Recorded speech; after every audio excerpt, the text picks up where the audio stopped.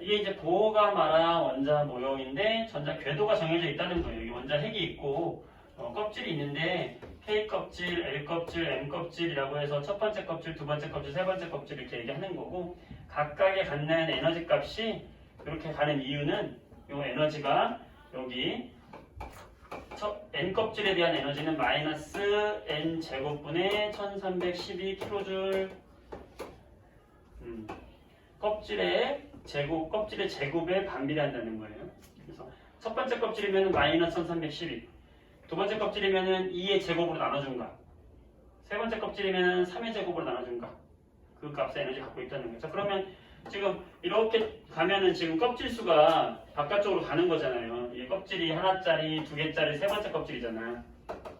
그럼 껍질 바깥쪽으로 갈수록 에너지가 마이너스 1312, 마이너스 328, 마이너스 146이잖아요. 그럼 이쪽으로 갈수록 에너지 값이 어떻게 되고 있는 거야? 에너지 값이 높아지고 있는 거잖아. 마이너스 값이니까. 음수니까. 그렇지?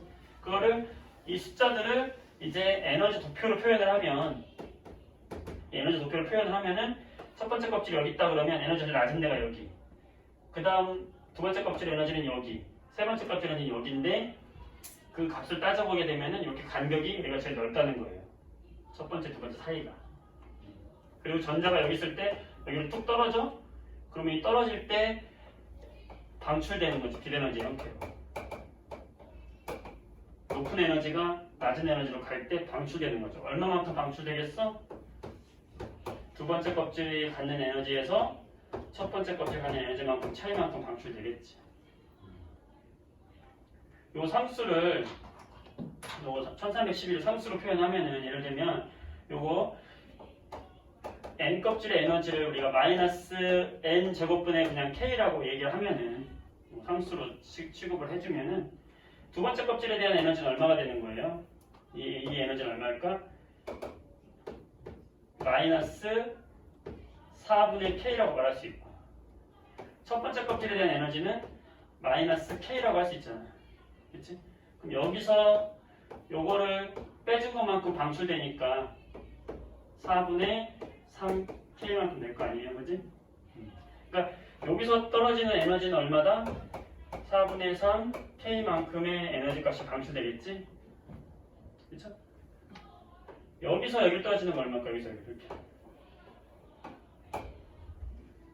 얘는 세 번째 껍질에서 떨어지는 거니까 이게 9분의 k에서 k를 빼주는 거잖아. 여기는 9분의 8k가 되겠지? 그럼 그때 여기 두 번째 껍질에서 첫 번째 껍질 떨어질 때 에너지의 비와 세 번째 껍질에서 첫 번째 껍질 떨어질 때 에너지의 비를 구해라 라고 하면 요것 때 4분의 3 대 9분의 8 이런 식으로 구하라는 거예요. 그치? 그래서 이제 이 보호의 원자 모형에서는 이렇게 에너지 값을 비례적으로 해서 크기 값 비교하는 것 정도도 이제 우리가 출제가 되기도 하니까. 근데 개념반에서는 우리가 그거까지는 굳이 설명하지 않을 거예요. 이런 식으로 출제가 된다. 어쨌든 보호라는 사람이 중요한 건 전자 껍질에 있다는 걸 이야기했고 전자들이 움직이면서 그 에너지 차이만큼을 내보내는데 그게 항상 정해진 값만 내보내다 보니까 불연속적인 선 스펙트럼이 찍혔다. 수소의 선 스펙트럼을 완벽하게 설명이 가능했다는 거예요. 그게 제일 핵심이에요.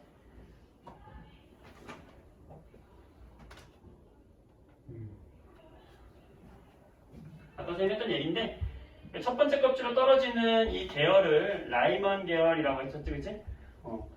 두 번째 껍질에서 떨어지는 빛도 다른 어떤 빛보다도 제일 에너지가 크다는 거예요. 그래서 이 빛들, 이 빛의 영역은 다 어디에 떨어진다? 자외선 영역에 떨어진다는 거예요. 두 번째 껍질로 떨어지는 이 빛들은 에너지가 그 다음으로 커서 가시광선 영역에 떨어진다. 세 번째 껍질에 떨어지는 이 빛들은 에너지가 작은데 어디 떨어진다? 적외선 영역에 떨어진다는 거지. 그 얘기가 이렇게 표현되어 있는 거지. 이해되죠? 그래서 에너지가 큰 빛, 에너지가 작은 빛. 왜? 더 높은 간격에서 떨어지니까 높은 에너지가 나온다. 점점 작은 에너지가 나온다. 이게 선으로 찍혔는데 우리 눈에서 확인할 수 있는 영역은 가시 영역이다 보니까 우리가 선 스펙트럼으로 보는 지역은 전부 가시광선 영역의 빛들인 거예요. 그러니까 문제에서 선 스펙트럼이 딱 찍혔어. 어디서 어디 떨어지는 빛이냐 이런 거 물어보거든. 그러면 일단 기본적으로 두 번째 껍질 떨어지는 거야 무조건. 가시광선 영역이라는 말이에요. 그지? 그래가지고 그에 대한 설명이 나와 있으니까 이거 체크 좀 해주시고. 현대 원자 모형은 우리가 오늘 못할 거야. 다음 시간에 할게요. 여기는 여기까지 오느라고 고생했고 문제를 좀 풀어볼게.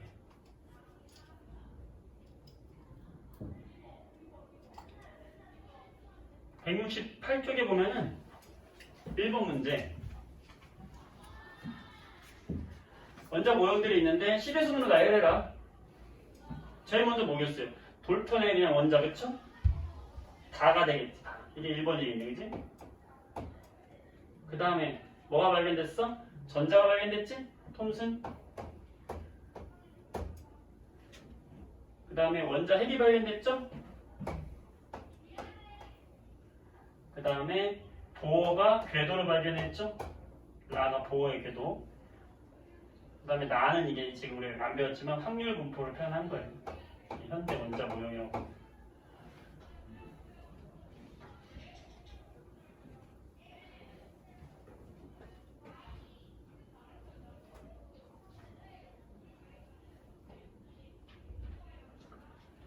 자, 2번.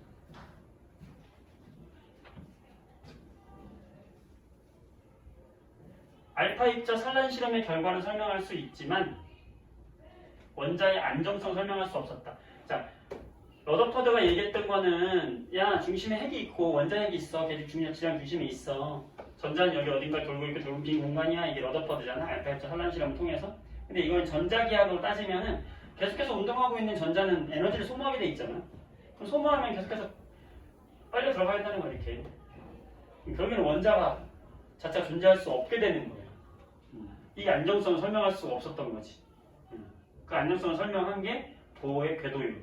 보호는 그 궤도가 정해져 있으니까 얘는 그 궤도에서 그냥 돈다라고 그냥 가정해버린 거야. 그렇고 떨어질 일이 없다. 맞는 거. 수소원자의 선스펙트럼을 설명할 수 없었다고 그랬지? 수소원자의 선스펙트럼을 설명하기 위해서 보호가 제시하는 게 바로 전자 껍질 모형인 거예요. 그치? 그러니까 해당하는 원자 모형은 전자 껍질 모형 라가 되겠지. 그쵸?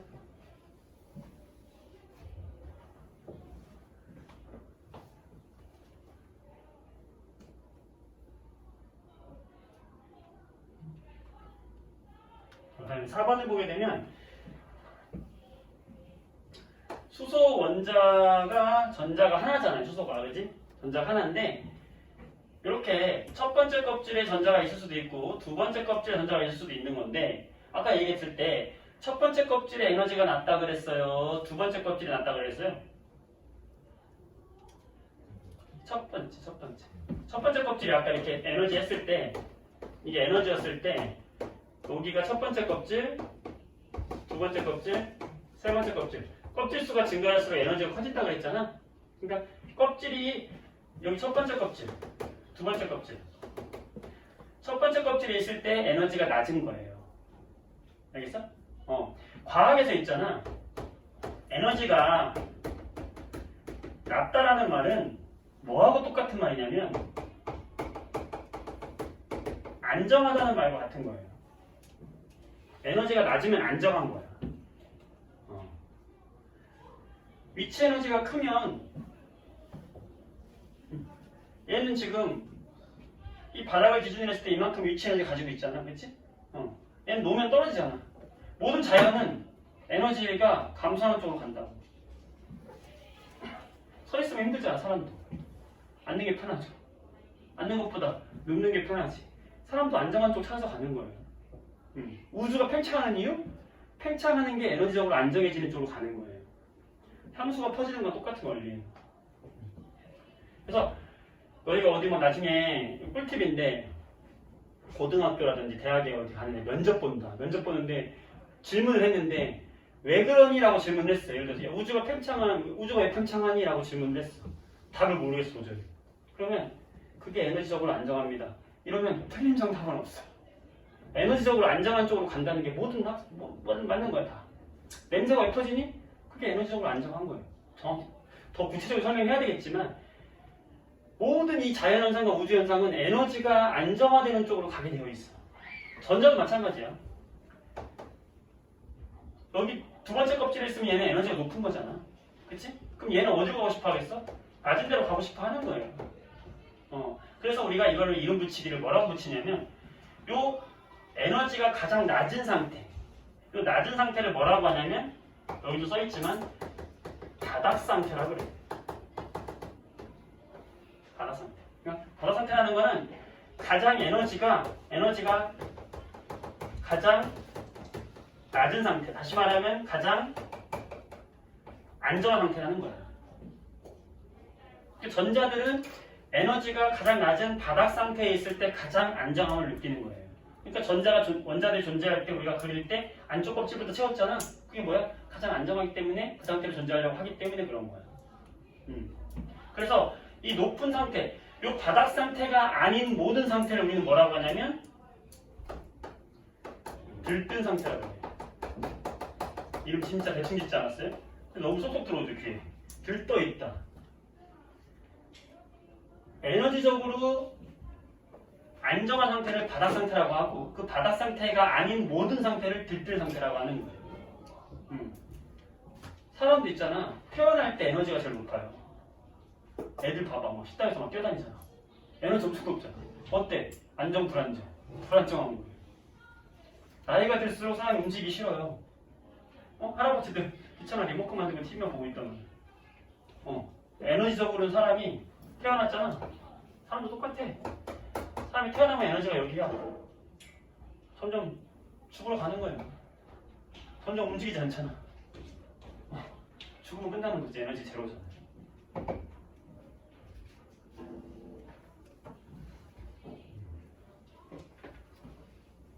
자, 그럼 여기 그림에서 가와 나를 봤을 때 바닥 상태는 누구예요? 나가 바닥 상태가 되는 거고 가는 들뜬 상태가 되는 거고. 자, 1번 바닥 상태의 수원자 모양 나타나는 것을 골라라. 나가 될 것이고 나에서 가로 될 때, 자, 이 상태에서 바닥 상태에서 지금 들뜬 상태로 간다는 것은 에너지가 어떤 상태에서 어떤 상태로 가는 거예요? 여기로 가는 거는 에너지가 낮은 데서 높은 데로 가는 거지.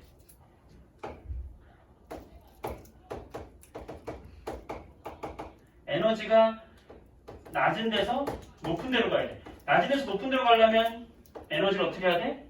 흡수해야 되는 거죠. 이해돼요?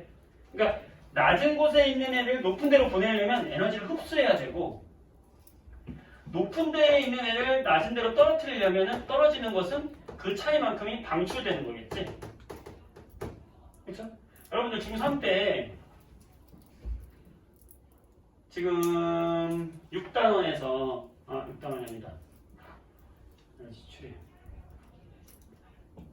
6단원이 아니고 저기 1단원에서 소단원 3에서 발열 반응, 흡열 반응 기억나요? 발열 반응, 흡열 반응 기억나요? 발열 반응이 뭐예요? 어떤 화학적인 반응이 일어날 때 밖으로 열을 방출하는 걸 발열 반응이라고 했잖아, 그지? 뭐 물질을 태우거나 막 그랬을 때 연소 반응이나 뭐 이런 거를 할 때 발열 반응, 열을 밖으로 방출하는 걸 발열 반응이라고 하거든. 그 핫팩 같은 거는 발열 반응이란 말이야. 얘가 핫팩이 반응하면서 열을 밖으로 방출시키는 거예요. 이 발열 반응의 에너지 그래프 기억나나? 반응이 일어날 때 반응물의 에너지가 더 높아요. 뭐보다? 생성물보다. 반응물 에너지가 생성물보다 높을 때 반응물에서 생성물로 가잖아? 그때 이 차이만큼이 뭘로? 열로 방출이 돼. 그래서 발열 반응은 에너지 그래프가 반응물이 더 높아. 그러면서 이 방출된 열이 주위로 나오기 때문에 발열되는 거거든. 똑같은 거예요, 이거랑. 전자로 따지면 들뜬 상태에서 바닥 상태로 가니까 열이 방출되는 거고 흡열 반응은 반대로 가는 거예요. 높은 에너지로 갈 때는 주위의 열을 흡수한단 말이지. 전자 전위도 마찬가지라는 거야. 그러니까 낮은 에너지가 높은 데서 낮은 데로 떨어질 때는 방출, 낮은 데서 높은 데로 떨어질 때는 올라갈 때는 흡수. 천문학에 관심 있는 사람들은 우리가 우주에서 별빛 스펙트럼 막 분석한다고 막 그러거든. 그러면 밝은 빛을 내는 별들 이렇게 별들을 분석을 하면 똑같이 거기는 원소돼 있잖아, 걔들이. 그럼 걔들도 선 스펙트럼 딱 찍혀. 그러면은 뭐 이런 게 나온단 말이야, 빛이. 그럼 여기 빛이 나왔다 그러면 얘가 이거를 뭐라고 하냐면 선 스펙트럼인데 방출 스펙트럼이라고 그래. 별빛이 방출하는 빛이 찍혔다 이거야. 그런데 똑같은 별빛인데 그 별빛 뒤에서 오는 어떤 빛 에너지를 이 앞에 있는 별이 흡수를 해서 똑같은 원소들이 그 에너지를 흡수할 수가 있거든. 이건 다 별이 방출하는 거고 그 앞에 있는 별이 흡수할 수가 있어, 똑같이. 그러면 흡수 스펙트럼의 모양은 다 똑같은데 방출 스펙트럼은 여기에 컬러로 찍히는 거지. 방출된 게. 흡수 스펙트럼은 그 원소들이 그 자리에 있는 거를 먹기 때문에 이렇게 똑같은 자리에 이렇게 흡수된 검은 선이 나타나요. 그러니까 흡수되냐 방출되냐 그 차이가 있지만 이 에너지 갭은 어떻다? 똑같겠지. 에너지 크게 똑같을 거야. 그렇죠? 흡수되는 에너지하고 방출되는 에너지하고 똑같겠지. 에너지 크기는.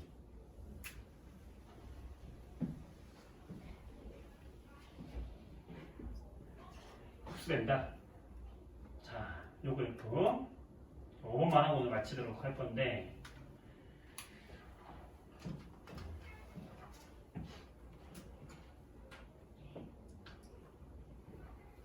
그래서 수소 원자의 에너지 준위.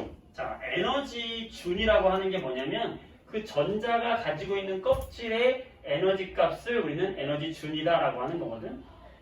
그 에너지 준위를 표현한 거거든요. 이거 세로축이 지금 에너지고 N이 1이라는 건 첫 번째 껍질의 에너지가 여기에요 라는 얘기야. 그 에너지가 E1으로 표현한 거고 여기는 뭐냐면 두 번째 껍질의 에너지예요. E2 두 번째 껍질이에요. 이렇게 표현한 거예요. 그때 요 A는 E2의